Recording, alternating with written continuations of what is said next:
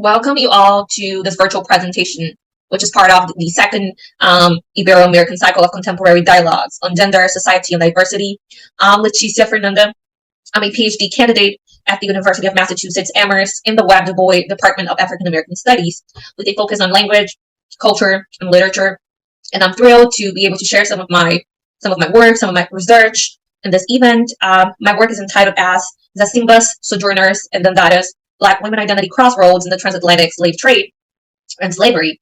And through this communication, I wish to at least partially unveil the complex histories and stories of Black women as both gendered and racialized bodies throughout the Atlantic slave trade, and especially looking at slaveocracies such as Brazil and the United States.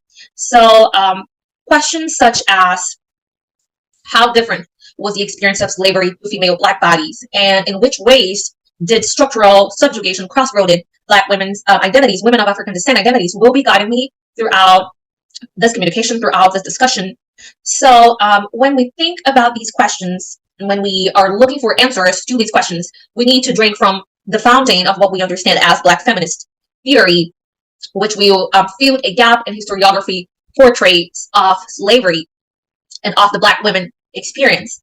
So it is very relevant to highlight that and pay special attention to Black women's experiences. These theorists are not setting a competition of suffering. So thinking about women's experiences in slavery has nothing to do with diminishing Black man's experiences or trying to prove who suffered more. What we're doing here is go against sexist, historiographical, and sociological traditions that erase Black women in role in racial bondage and put them as somehow privileged as compared to Black men, which we know that is an absurd lie. Regarding the experiences of enslaved Black women, Bell Hooks and AI Woman gives us a great panorama of what slavery was like to females. So Black women throughout the slave trade, on the slave ships, on the plantations in the colonies, went through a complex process of identity transformation, which Black men also experienced. So we have the transformation of ethnic identities into racial identities. So these people who until then were not considered Black begin to understand the functioning of the idea of race created by white people, of course, as pivotal to the violences they were suffering. And they were forced to assume a new identity, the identity of the enslaved one, of the enslaved person, through the tortures that white people subjected us to. Sticking to dehumanize Black people, you have a bunch of strategies developed to dehumanize people of African descent and make them understand that they were back then slaves. So one of the areas that makes the experience of Black women in bondage different from man is the one that I'm calling the corporal realm. When it comes to Black women's bodies, they were used and violated and explored sexually, reproductively, and in multiple types of labor. So you have multiple layers of ways in which Black women and their bodies were violated and explored.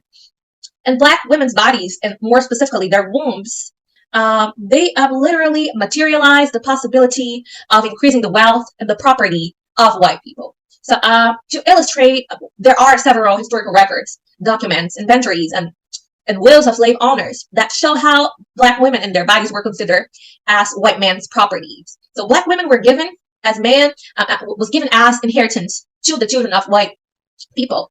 But Black men also experienced that. But Black women had their wombs basically also given to these white people, because in many of these documents you can find that these women's children that sometimes didn't even exist were also given as inheritance. A great example of this, what I'm talking about now, is the book Laboring Women by Jennifer Morgan. In the sense, understanding more the specificity of Black women's role in slavery demand putting down some myths that are still circling around nowadays. So the first myth, one of the myths, is the idea that Black women were mainly working in the master's house, or what we call in Brazil, na casa grande, doing domestic work. So this is only partially true, because Black women worked as intensely as any other man, not only at the big house, at the master's house, but also on plantations doing field work as well. So in cotton and in rice plantations, if we're thinking about the United States, for instance, enslaved female labor was actually preferred, as the job required like a certain delicacy and efficiency, and also because in many African communities, culturally, the women were responsible for agriculture. Another common myth refers to punishment.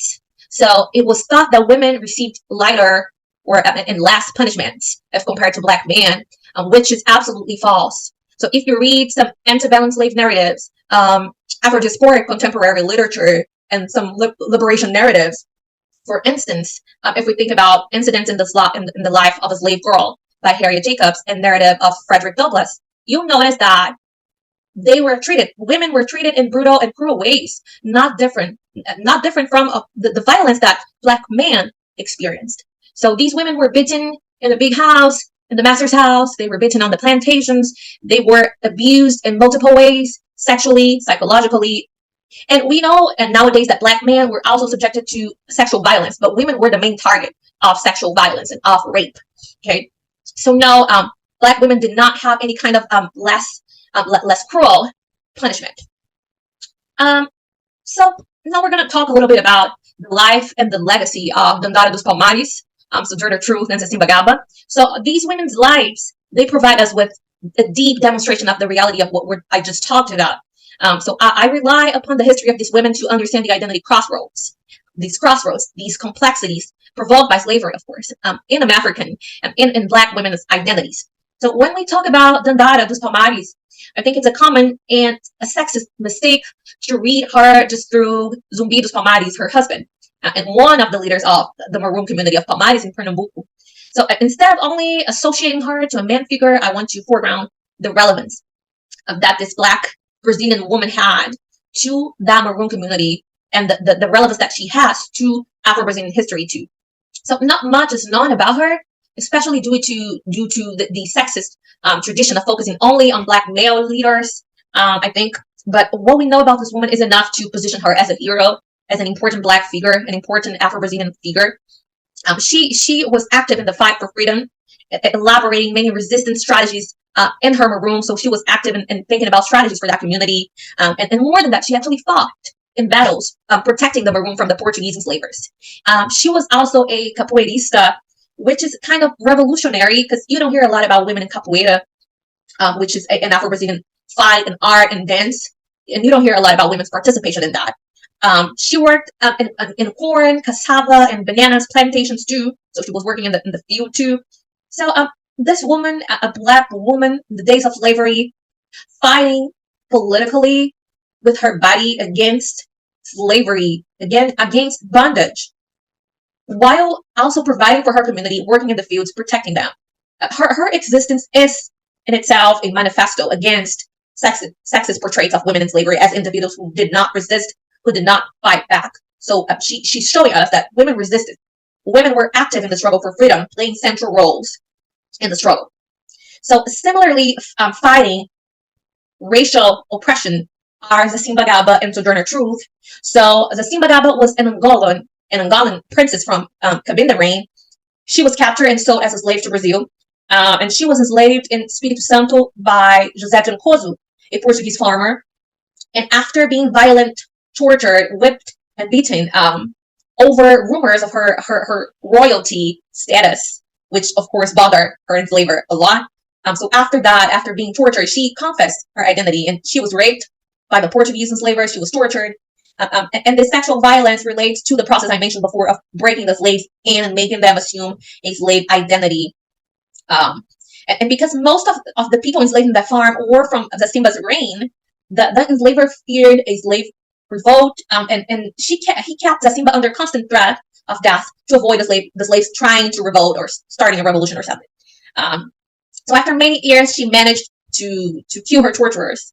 She slowly poisoned José with pó de assassino, which is a snake poison. So it took her some time to be able to actually poison him and kill him. And when he died, she ordered the invasion of the Casa Grande by the slaves held in the slave quarters. So they invaded the house, and she led her people. She led her people through the farm fighting against enslavers, and they fled. So they also found, through her leadership, they found a Quilombo, a Maroon community in the north of Espírito Santo, which today is the town of Itaúnas.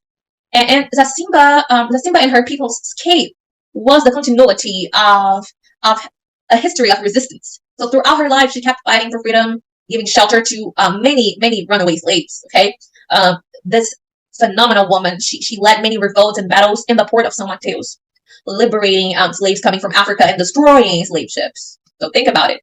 So here we have this black woman, this strong, transgressive black woman that managed to free herself and her people from slavery in this strange land, which was Brazil, through her life. So her life, despite her life being pervaded by the many slavery violences that she faced, of course. And like the Dada and like ZACIMBA, Sojourner Truth also had an important role in the struggle for freedom, despite also the many multiple violence and slavery subjected them to. So Sojourner Truth's birth name was actually Isabella Hornfree. And she was a slave in a Dutch-speaking county in New York. She was enslaved in New York, and as a commodity, and sold 4 times. She also experienced all the kinds of violence as we talked about. She was bitten, she was whipped, she was raped many times. She even birthed a child of her enslaver. She was brutally punished and treated very cruelly by one of her enslavers' wife. And she had 5 children. Some of them died, some disappeared. One of them was sold back in slavery after the passing of free enslavement laws in New York City. She managed to get him back though.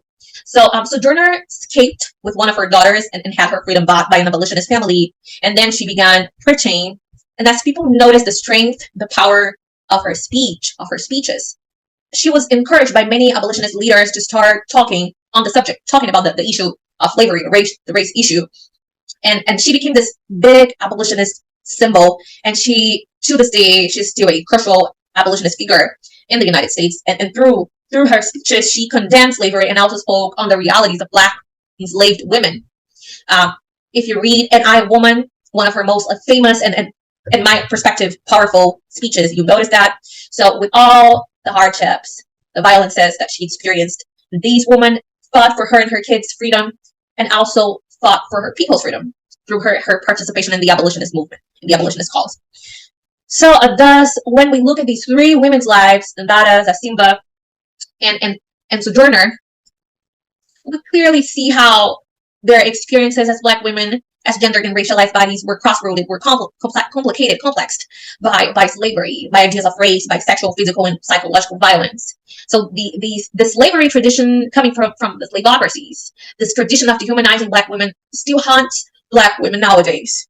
So women of African descent have still, to this day, we have to fight and we have to deal with some identity crossroads, with the ghosts of racial subjugation. We still have to deal with hypersexualization of our bodies, with being labeled as exclusively prone to domestic and manual labor, to being conceived as a being who do not deserve non-sexual love, who doesn't deserve affection. But however, when we look closely at these women's stories, we also conclude that they were, and they are, still the beacon of our freedom.